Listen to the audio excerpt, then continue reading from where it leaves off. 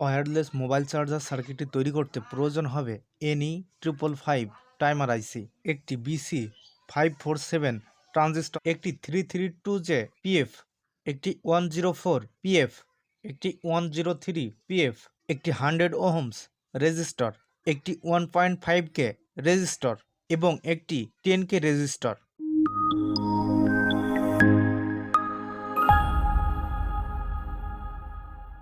Triple five timer আইসিটাকে এভাবে সোজাসুজি ধরতে হবে।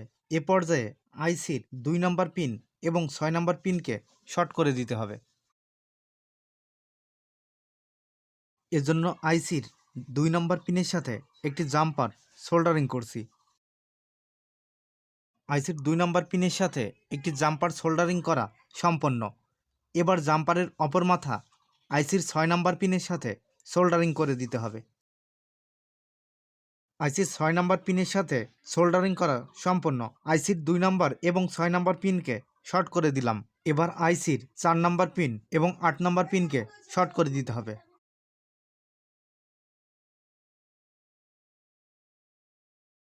আইসির 4 এবং 8 নম্বর পিনকে শর্ট করে দিলাম। এবার আইসির 1 নম্বর এবং 2 নম্বর পিনের সাথে 332J একটি পিএফ ক্যাপাসিটর সোল্ডারিং করতে হবে। 332J পিএফ ক্যাপাসিটরের একটি লেগ আইসির 1 নম্বর পিনের সাথে সোল্ডারিং করছি। এবার পিএফ ক্যাপাসিটরের অপর লেগটি আইসির 2 নম্বর পিনের সাথে সোল্ডারিং করে দিচ্ছি। আইসির 1 এবং 2 নম্বর পিনের সাথে 332J পিএফ ক্যাপাসিটরের 2টি লেগ সোল্ডারিং করে দিলাম। এই পিএফ এর কোনো নেগেটিভ পজিটিভ নাই, এজন্য আমরা যে কোনো একটি লেগকে উল্টিয়ে পাল্টিয়ে লাগাতে পারি। এবার 10K রেজিস্টর এবং 1.5K রেজিস্টরের 2টি লেগ এক করে নিতে হবে। 2টি রেজিস্টরের একত্রিত এই লেগটিকে আইসির 7 নম্বর পিনের সাথে সোল্ডারিং করে দিব। রেজিস্টর 2টির একত্রিত লেগ আইসির 7 নম্বর পিনের সাথে সোল্ডারিং করে দিয়েছি। এবার 1.5K রেজিস্টরের অপর লেগটি আইসির 8 নম্বর পিনের সাথে সোল্ডারিং করে দিতে হবে। এবার 10K রেজিস্টরের অপর লেগটি আইসির 6 নম্বর পিনের সাথে সোল্ডারিং করে দিতে হবে। 10K রেজিস্টরের অপর লেগটি আইসির 6 নম্বর পিনের সাথে সোল্ডারিং করে দিলাম। এবার 103 পিএফ ক্যাপাসিটরের যে কোনো একটি লেগকে আইসির 5 নম্বর পিনের সাথে সোল্ডারিং করে দিতে হবে। এবার 103 পিএফ ক্যাপাসিটরের যে কোনো একটি লেগকে আইসির 5 নম্বর পিনের সাথে সোল্ডারিং করে দিতে হবে। এই ধরনের পিএফ ক্যাপাসিটরের কোনো নেগেটিভ পজিটিভ নাই, এজন্য যে কোনো একটি লেগ লাগাতে পারি। এবার 103 পিএফ ক্যাপাসিটরের যে কোনো একটি লেগকে আইসির 5 নম্বর পিনের সাথে সোল্ডারিং করে দিব।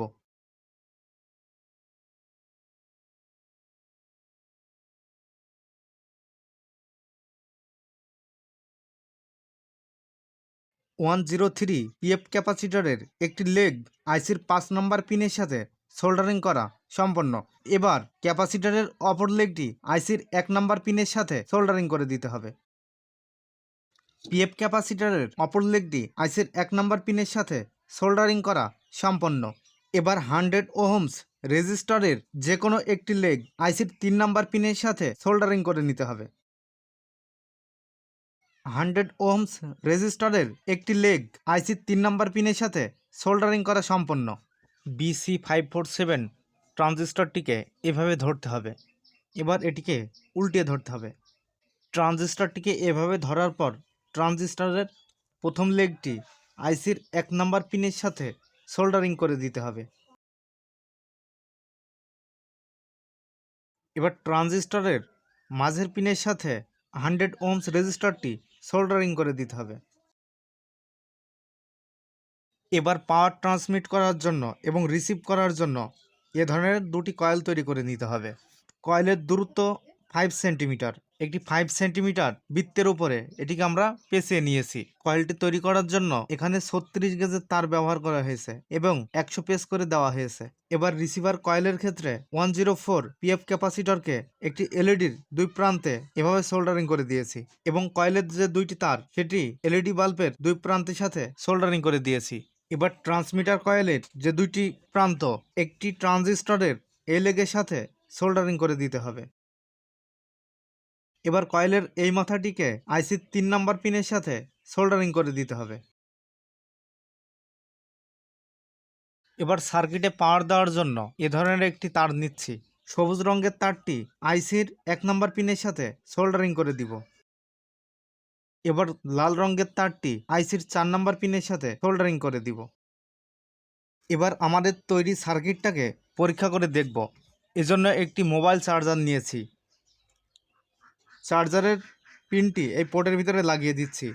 এবার দেখব কোনো রকম কানেকশন ছাড়া আমাদের এই এলইডি বাল্বটি জ্বলে কিনা। দেখতে পাচ্ছি আমাদের ইন্ডিকেটর বাল্বটি কিন্তু জ্বলছে।